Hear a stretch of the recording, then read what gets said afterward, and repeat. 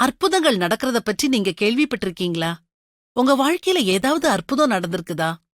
ஏதோ சில பேர் வாழ்க்கையில தான் அற்புதங்கள் நடக்கும், எல்லாருக்கும் நடக்காதுன்னு நினைக்கிறீங்களா? இல்லவே இல்ல. ஒரு வாரத்துக்கு முன்னால நான் கேட்ட விஷயத்த பத்தி சொல்றேன் கேளுங்க.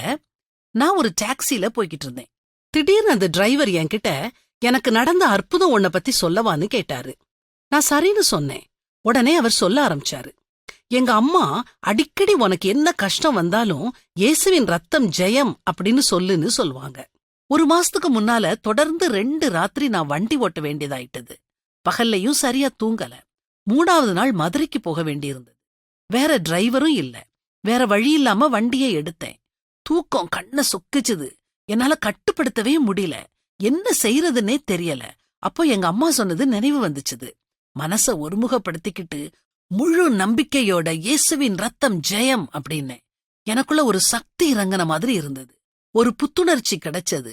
தூக்கத்துக்கான அறிகுறியே இல்ல. என்னால நம்பவே முடியல மேடம் அப்படின்னு சொன்னாரு. எனக்கும் அவர் சொன்னதை கேட்டப்போ ஆச்சரியமாவும் சந்தோஷமாவும் இருந்தது. இந்த மாதிரி அற்புதங்கள் உங்க வாழ்க்கையிலயும் நடக்கலாம்.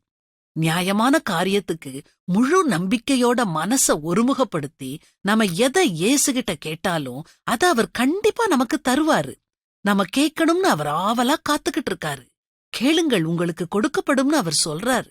நாம தான் அவர்கிட்ட கேட்க தயங்குறோம். இனிமேலாவது அவர்கிட்ட நம்பிக்கையோட கேட்டு அற்புதங்களை உங்க வாழ்க்கையிலையும் காணுங்க.